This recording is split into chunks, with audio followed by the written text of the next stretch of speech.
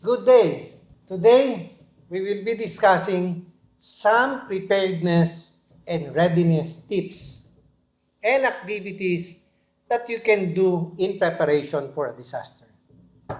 For information about disaster and DRRM, you can again watch our previous videos on the Philippine Hazard Profile, the classification of hazards, by clicking on the link displayed on your screen. In any disaster, our instinct is to survive, save our own lives.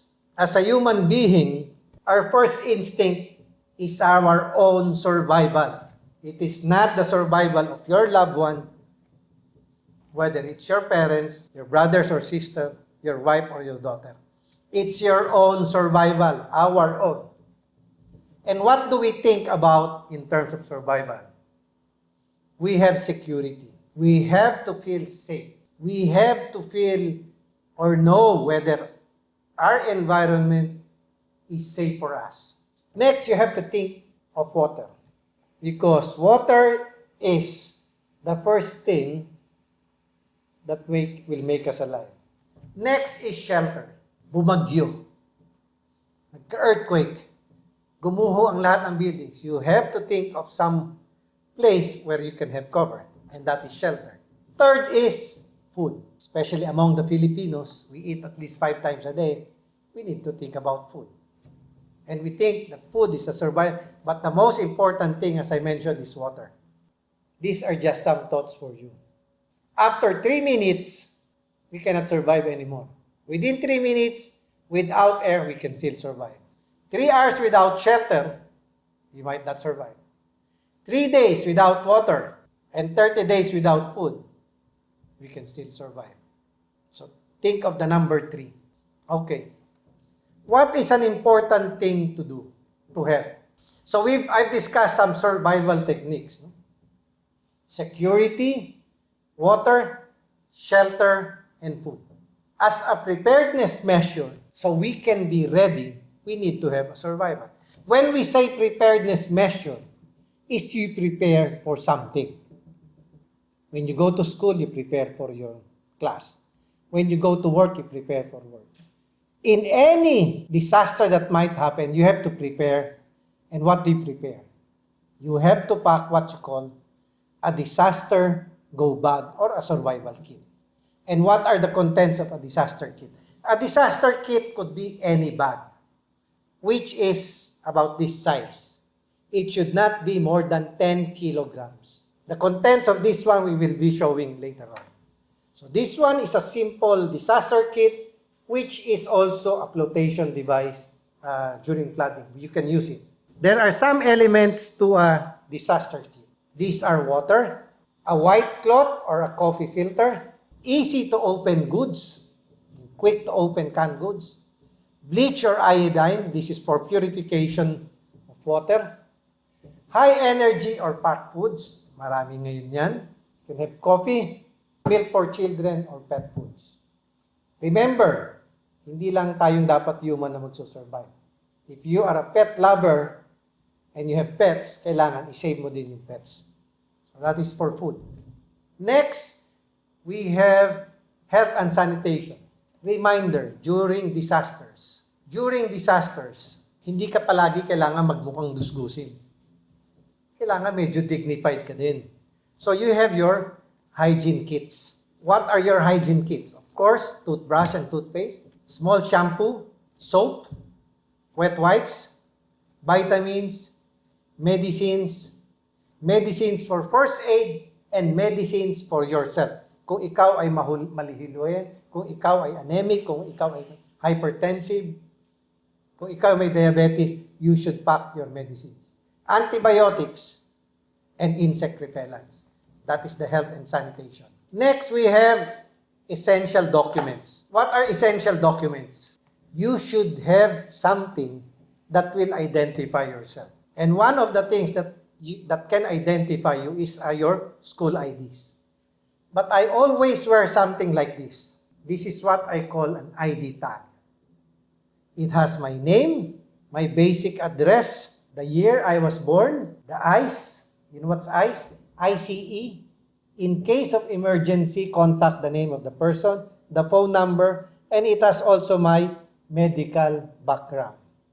It has my blood type, it has NKD, no known disease, no known allergies to, and it says here, honor duty country. So you have your documents. You can keep your birth certificate. You can keep your school registration form. You can keep your land titles, which is very important. You can put them in, well, you can put them now in your USB drive. But pag hindi nagwo-work ang USB drives or the computer, better have your documents photocopied. Xerox nyo. And then some emergency list ng mga directory. And better have some cash. And what is cash? Kayo na bahala mag-determine kung how much it is. We can also have first aid kits, and you can also have emergency tools. You can also have your escape kits, and you can have your food and water kit. So this could be placed in a simple backpack or in a bag like this. No? It should not be more than 10 kilos. So what are the other needs that you have to put in your bag? We'll show these details in the next slides. We can have duct tapes, safety pins, whistle, petroleum jelly, ziplock, basic tools such as your knife, scissor, a blanket, transistor radio, flashlights, lighters, candles, umbrella, rope, gloves, etc. Reminder in having your survival or go bag. You can have the basic items, but as much as possible, it should be personalized. Ano yung gagamitin mo? Ano yung mahalaga sa iyo? And that determines the preparedness and readiness. These are now the specific tips on what to do during specific hazards. How do you survive an earthquake? There has been a debate on the triangle of life versus the drop and cover. The triangle of life is that you have to look for a triangle where there might something that might fall, and there will be a triangle, and that will be a space. But you have to determine na yung isang object or yung wall should be very strong. Under the drop and cover, you have to look for a table or anything that is sturdy that you can go under. That's why we have the drop, cover, and hold. During the earthquake, you should think of being safe. So look for a place where you can cover. Practice dropping on the ground, looking for a cover in a table or under. Stay away from windows or glasses. Stay away from objects that might fall. No? Chandeliers. And number 5, stay under the sturdy table until the shaking stops. After the shaking stops, be aware of fallen objects. Yung mga glasses na nagbagsakan, yung mga lamesa, cabinets. And if there is fire, look for the fire extinguisher. And then if you are plenty inside the room, as much as possible, hold on to the next person in front of you so that you have one single line, especially when there is no light. And then gather or go to an open space na walang debris. And the 5th step is to count and look for your loved ones. Remember, I told you, security or the first survival instinct is saving yourself. Pero kung nakalabas ka na, hanapin mo ang iyong nanay, tatay, asawa, kapatid, at mga, or kung may jowa kayo, jowa. Next, we have the public storm warning signal. We have now, up until from typhoon signal number 1, 2, 3, 4, and 5. Yung typhoon signal number 5, lumabas lang yan after 2014, after typhoon Haiyan or Yolanda. So pag nag-signal number 1, we all know it's less than 30 to 60 kilometers, And yung bagyo is mga 36 hours pa, within 36 hours. So mga 1 day and a half ang layo. Yung signal number 2, from 61 to 120, mga 24 hours pa. Yung number 3, 18 hours. Yung number 4, up to 12 hours. And yung number 5, 12 hours. Pero yung number 5, yung hangin or the winds, would be more now above 220. For you to picture it, yan, typhoon signal lang. Pag number 1, parang kasing bilis lang yan ng bisikleta. Number 2, parang nakamotor ka lang yan. Number 3, para ka nasa kotse. Hanggang mga 117 kilometers per hour. Yung from 118 to 220, para kanyang nasa trend. And yung signal number 5, pag super typhoon, more than 220 kilometers per hour, para ka na nakasakay niyan sa bullet train. As I mentioned earlier, hindi lamang typhoon ang ating tinitignan. We have now what we call low pressure areas or just regular typhoon, rainfall. Now again, the rainfall we have gray, yellow, orange, and red. Pag sinabi nating light, para lang yung mga 2.5 litro ng soft drinks. Yung babagsak. In 1 hour, ganun ang babagsak. Pag 2 litro at kalahati, moderate lang. Kung yellow or orange, parang kalahating 5 gallon to 1 gallon. To 5 gallons. Pag red, pag sinabi nating torrential or malakas na, isa't kalahating 5 gallon. Isipin nyo yun. No? So malakas. Pag mga yellow, sinasabi, bantayan lang natin, monitor.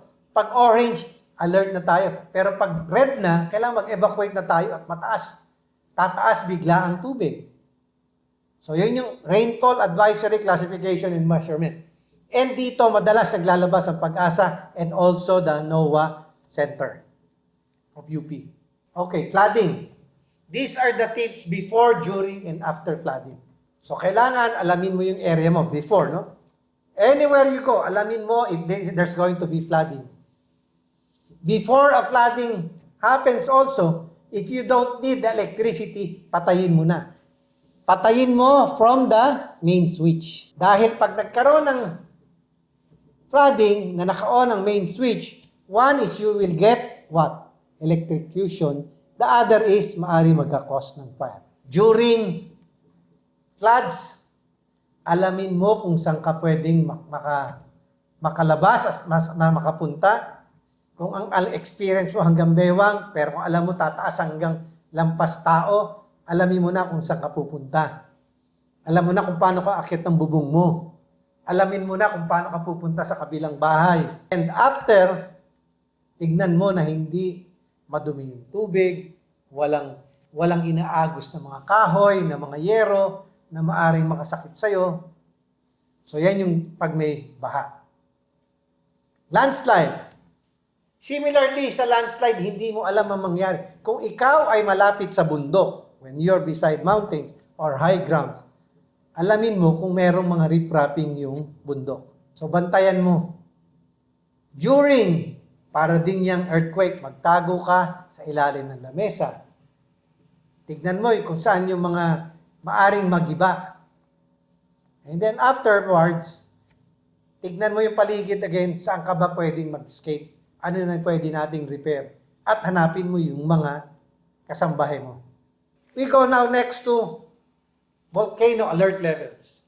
As I mentioned in my previous presentations, Mayon Volcano, Taal Volcano, and Canlaon Volcano are now on alert level 1. So, ibig sabihin, binabantayan. May konting usok na lumalabas, may konting pagyanig sa paligid nila. That is alert level 1. Alert level 2, may konting lumalabas na usok.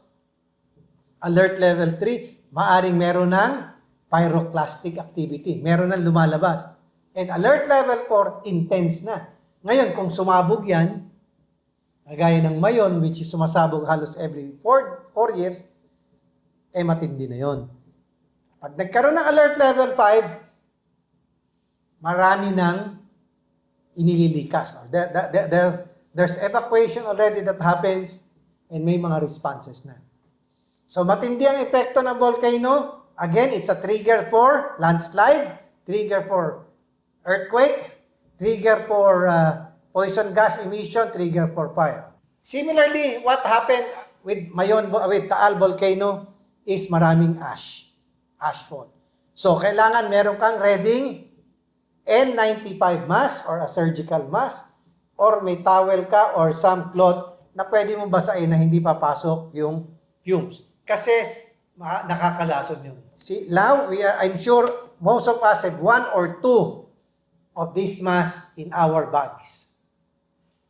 Very common ngayon, everybody has a bag to place their gadgets, and dapat kasama sa gadget nyo ngayon or sa bag nyo ang mga survival things.